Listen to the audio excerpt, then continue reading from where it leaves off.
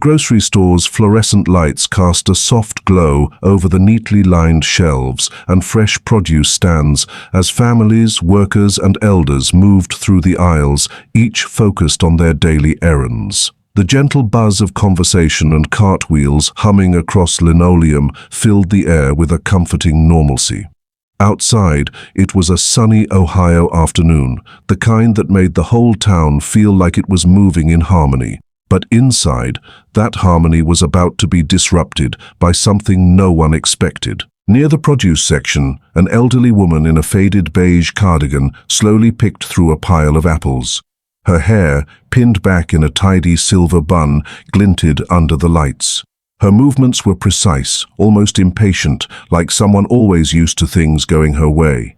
She muttered something under her breath about bruised fruit as she squinted through her glasses.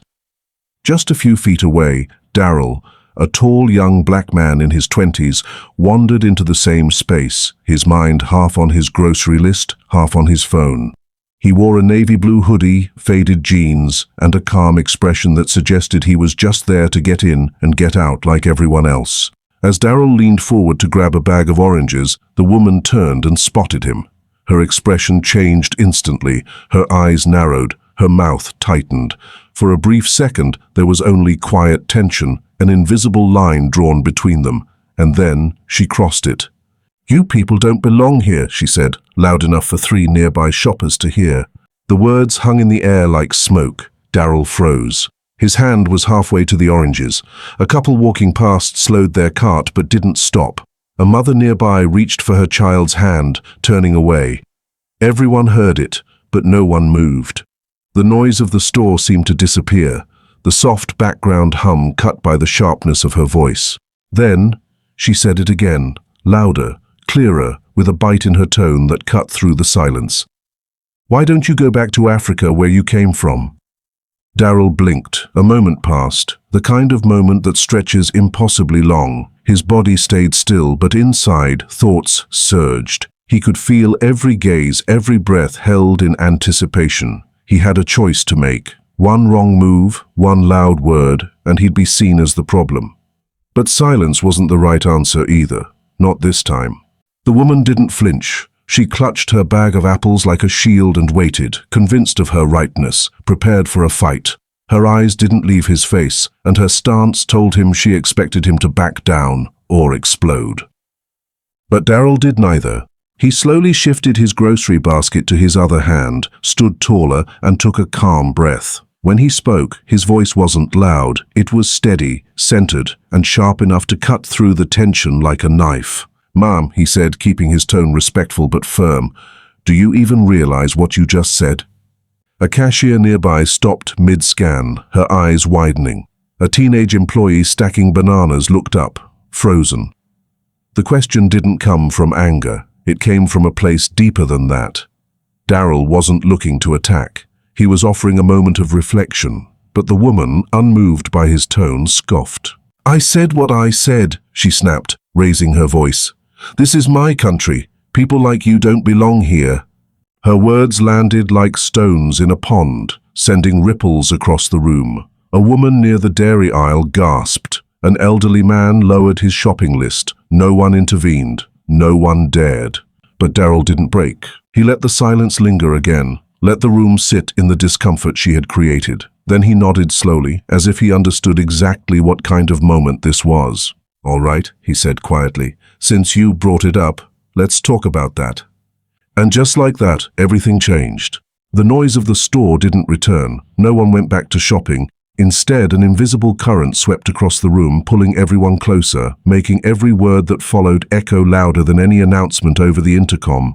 Darryl placed his basket on the ground and looked the woman in the eyes. He didn't yell. He didn't flinch. His calmness was its own kind of power, the kind that didn't need to raise its voice to be heard.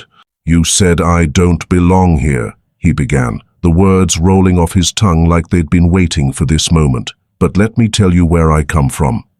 And he did. "My great-great-grandfather," he said, "was born in Mississippi. He was a sharecropper. He worked land he didn't own. He labored from sunup to sundown, not for wealth, not for praise, but to survive. He was building something for the people who would come after him. The woman's grip on her apples tightened, but she didn't interrupt. Around them, the world felt like it was holding its breath. His father, Darrell continued, was a slave. He was stolen from his home, brought here in chains, bought, sold, whipped, worked, denied the right to read, denied the right to choose his own name, and yet he survived. He survived so that I could stand here today. He paused just enough for the weight of his words to settle. My grandfather fought in World War II. For a country that treated him like a second-class citizen, he wore the uniform, he carried the flag, he put his life on the line. And when he came back, he wasn't allowed to sit at the same lunch counter, couldn't drink from the same fountain. A man near the meat section looked down at his hands. A couple in their 30s exchanged quiet glances. No one was unaffected. But he didn't leave. He didn't run. He stayed, because he believed in what America could be, not what it was, what it could become. Darrell's voice didn't waver. My mother is a teacher. She spent 30 years in classrooms helping kids who look like me and kids who look like you. She taught them all the same, because she believes every child deserves a chance. He stepped slightly to the side, his posture still calm, still composed. My father is a mechanic. He's the kind of man who'll pull over on the highway in the pouring rain to help a stranger change a tire. He's the kind of man who'd help you if your car broke down, not because of who you are, but because of who he is. Darrell looked at the woman. So when you tell me I don't belong here, that I should go back to Africa? He shook his head slowly, his voice soft but cutting. Mom, my family helped build this country, in blood, in sweat, in sacrifice. We've been here longer than your apples have. There was no laughter, just the sharp inhale of realization that hung in the room like smoke after a flame. The woman's lips parted like she might respond, but nothing came out. Her face had turned pale, her hands trembling just slightly. Darrell didn't gloat, he didn't smirk. He simply turned his gaze toward the small crowd that had gathered behind the displays of fruit and bread and cereal boxes. I could have walked away, he said, but sometimes silence helps hate grow louder. I didn't respond for me.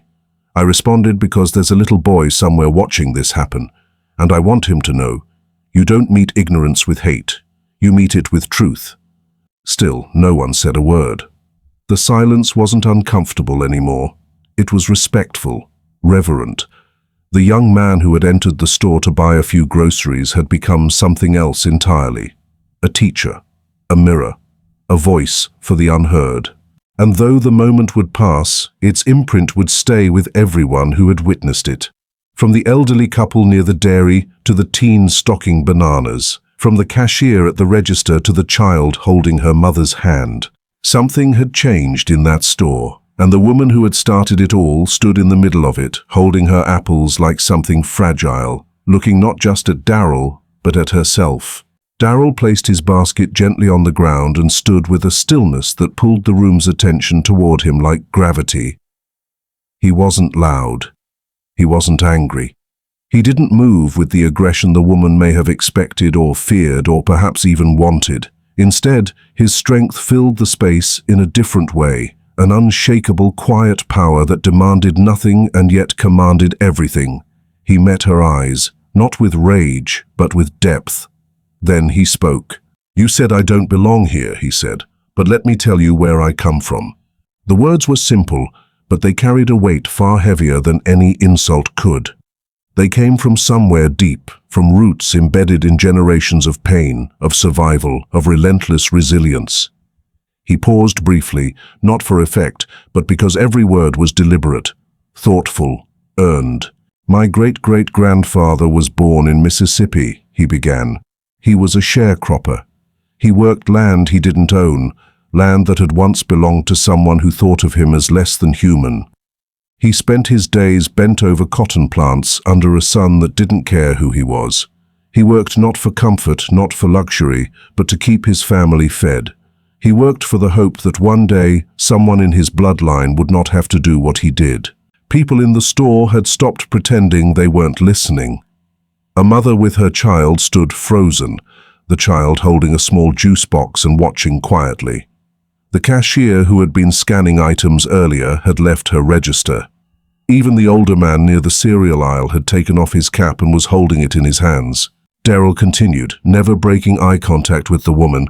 "My father's father," he said, "was a slave, taken from Africa, ripped away from his family, his language, his home, chained, sold, named by someone else, beaten for learning, beaten for speaking, beaten for existing. He was property, and yet he survived. He endured, not because this place welcomed him, but because he had no choice. Because someone had to live long enough to pass down the strength it took to stay alive in a world that never asked for your name, only your labor." He let that sit. The crowd let it sit too. No one moved. "My grandfather came back from war in a uniform, wearing the same medals as the men he fought beside, but he couldn't sit beside them. Not at a lunch counter, not at a bus stop. He bled for a flag that didn't bleed for him. He fought overseas, and when he returned, he couldn't vote without being asked how many jelly beans were in a jar. And still, he stayed, because he saw what this country could be, even if it wasn't ready for him." Darryl's voice didn't rise. It didn't need to. The silence that followed his words echoed louder than any shouting match could have.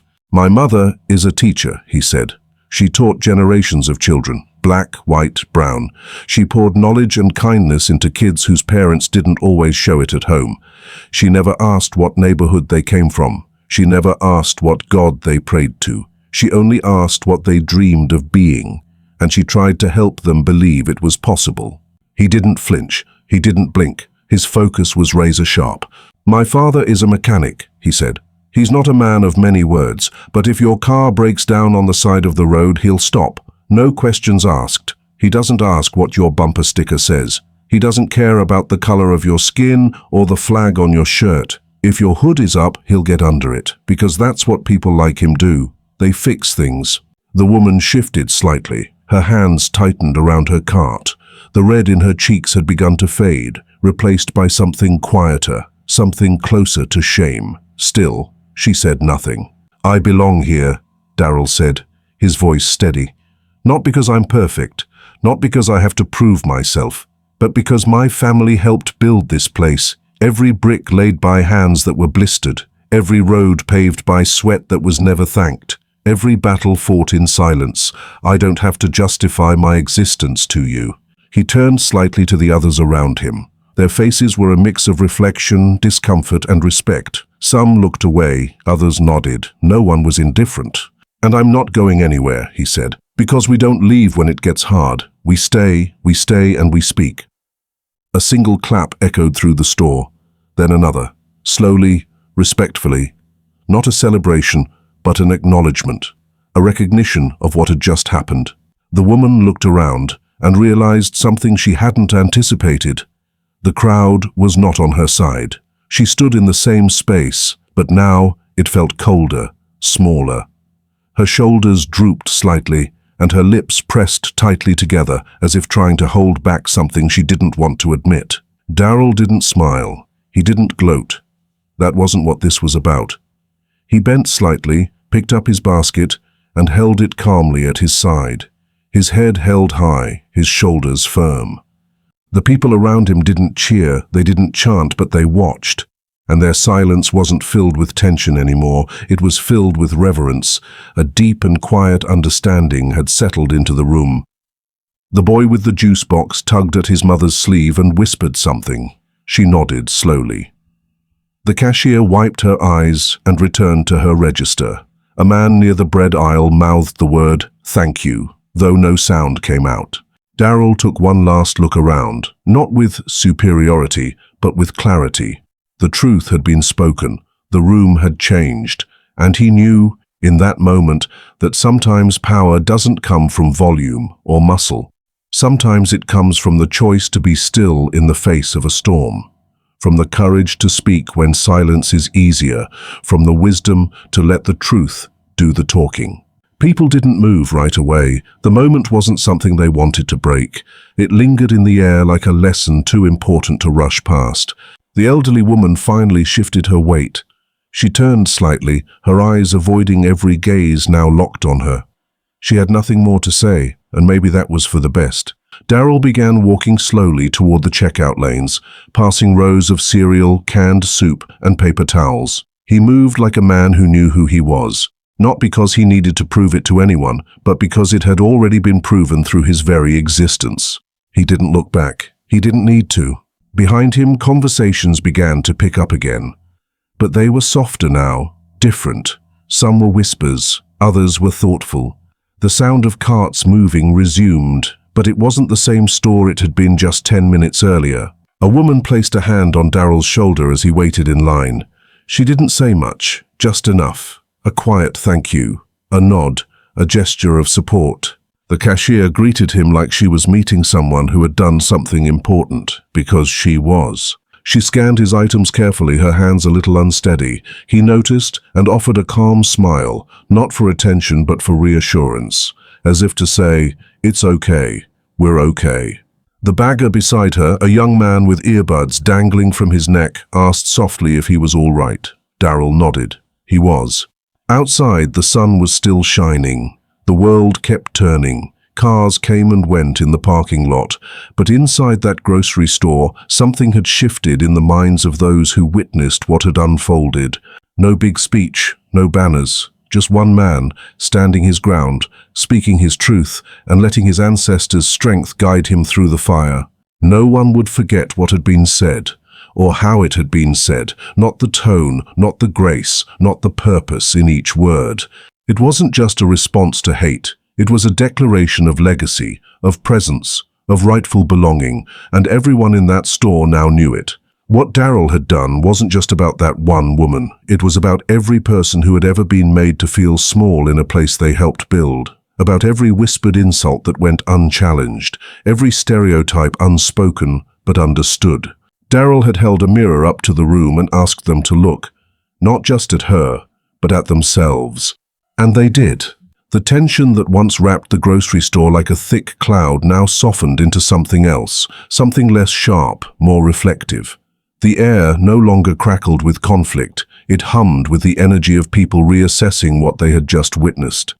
The elderly woman, once stiff with defiance, now stood frozen, not in fear, but in something much harder to name.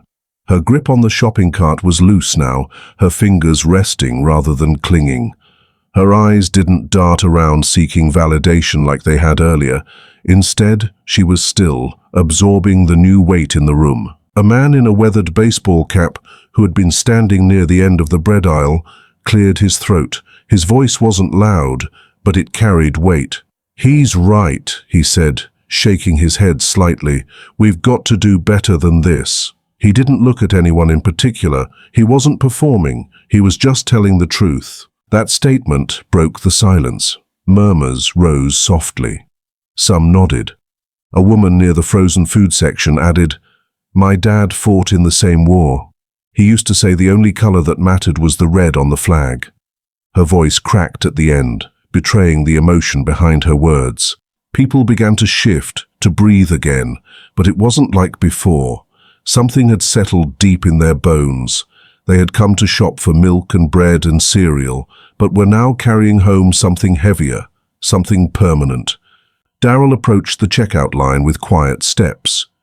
The young cashier, who had earlier paused her work to watch the confrontation, now stood behind the register again.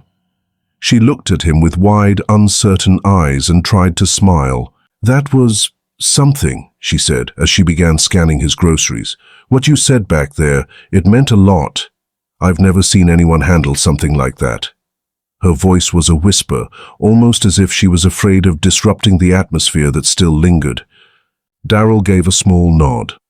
"Sometimes grace is the only way through," he replied. "Anger just builds more walls. Grace builds doors."